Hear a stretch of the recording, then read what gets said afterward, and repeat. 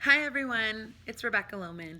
I am so pleased to be able to bring to you guys information this evening about being a parent of a special needs child.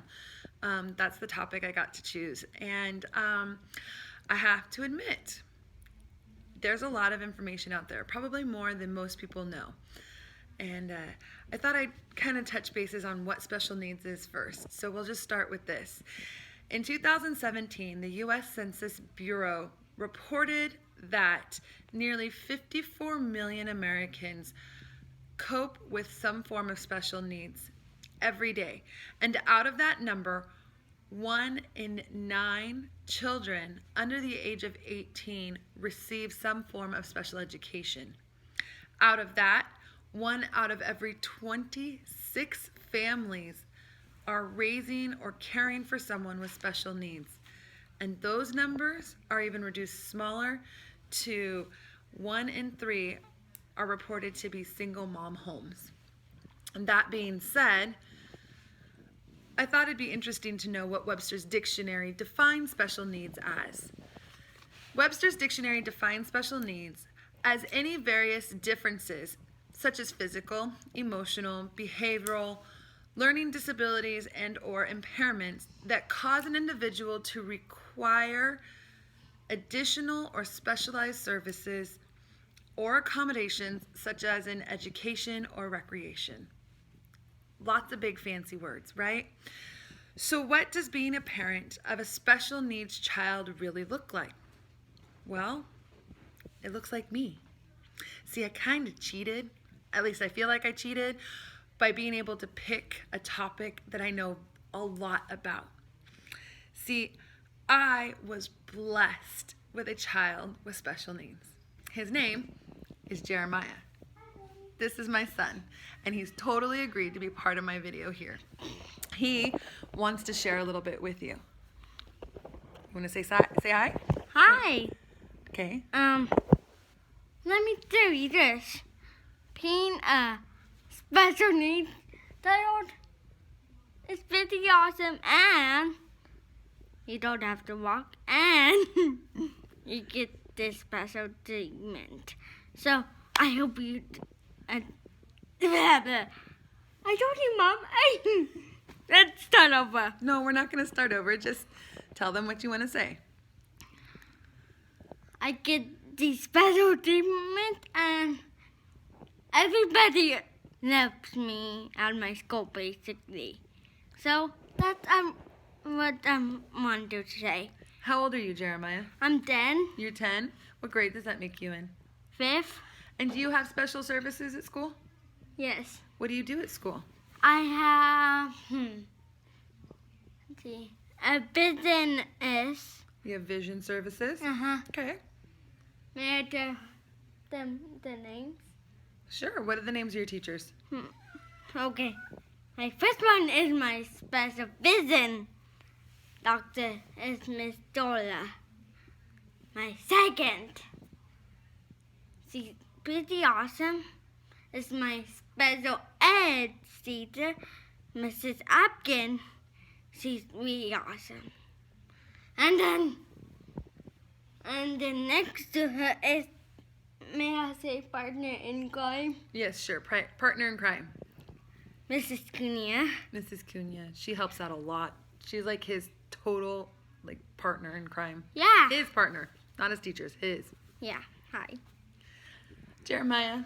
Yes. Tell me something about special needs that you wish people would know. The one that really bugged me is the one I have. It's called spina bifida. Spina bifida. Well, what is it that you wish that you could tell other kids about having special needs? Let me think about that. I know. What? What was the question again? What do you want to tell other kids about you? About having special needs? I got it. This BTW, I have a wheelchair. You have a wheelchair. May I show them my wheelchair? Say, my wheelchair is back there. My wheelchair is back there. You want to see it up close, man? No, we're not going to see it up close. Okay. It's okay. I just wanted to take a moment. I think that being a parent of a special needs child is emotionally draining at times. I love my son to death. I really do. And I would do anything for him. I have sat beside my son through 17 surgeries. He is having his 18th surgery this week, through 27 hospitalizations. We have battled staph, MRSA, Pseudomonas, bladder infections, E. coli, cellulitis, a lot of fun stuff. And we keep going.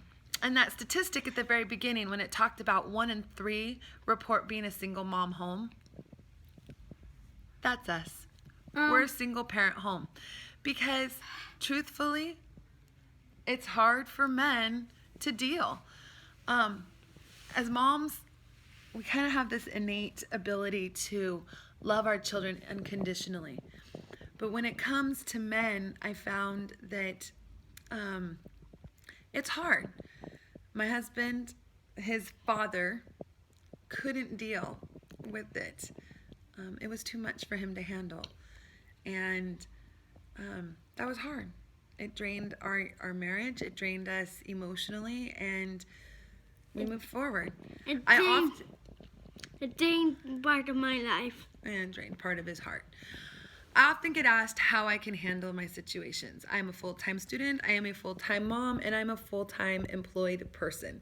I pay my bills, I move on, I put food on the table, and I go 24/7 all day long. And you know what I tell people?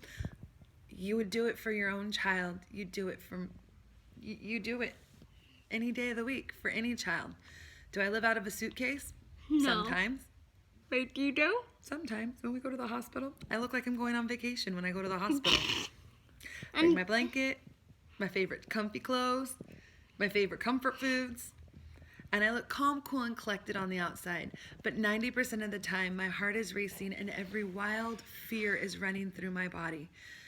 Mom? I could sit here and I could feed you every resource that's ever been handed to me. But my most favorite is a poem, and I'm going to paraphrase it. The poem is by,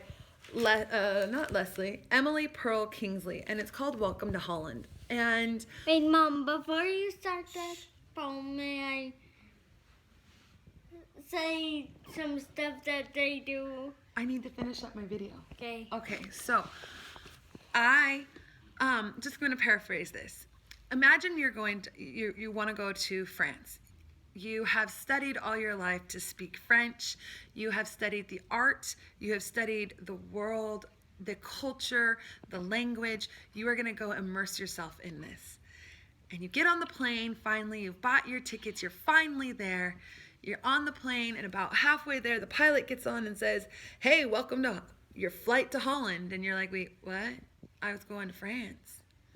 And you get to Holland and you're really ticked off because that's not where you were planning on going. You were planning on going to France, and now you're in a whole nother country with a whole nother language and a whole other art and nothing that you planned on seeing. You don't know anything about the place. And you're having a hard time. You spent every last dime to get there, so you can't leave. And you start waking up on a daily basis. And you start finding things, you find little things to appreciate. Like the fact that people smile at you every day. They learn your name. They say hi. They know your coffee order down at the local coffee shop. You start waking up every day and you find that Holland has really nice people. Holland has really beautiful tulips. Holland has amazing windmills. And though it may not have been the place that you wanted to be, you learn to love it and find the beauty in it. This is what the poem Welcome to Holland talks about. Talks about how when you plan on having a baby, you dream of that perfect child with 10 fingers and 10 toes and the perfect body and the perfect child. And about halfway through your pregnancy, someone says, your baby's not perfect. And you're angry and you cry. And then you learn to appreciate the beauty that they are. little by little every day, and the heart that they have, and you wouldn't have it any other way. I really hope that this gave you a little snippet of what it's like to be a parent of a special needs child. I know that there's probably more that you guys really wanted, like more facts and more reports and more Mom. scientific studies. But the Mommy. truth of the matter is, this is the life I lead. This is the life we live. And this is what I deal with on a daily basis. And I thought speaking from my heart about being a special parent's child, special needs child's parent, was a more important thing. So, I hope you enjoyed. Wait, Mom. One more thing. Before we sign off, let me just tell you a little bit of what this is. It's gonna be like. They're gonna stick in my mouth, and over there I get a special treatment. Wow, Cool. that's what we're going to say. All right. Jeremiah and Mommy signing off. Jeremiah and Mommy signing off. Bye.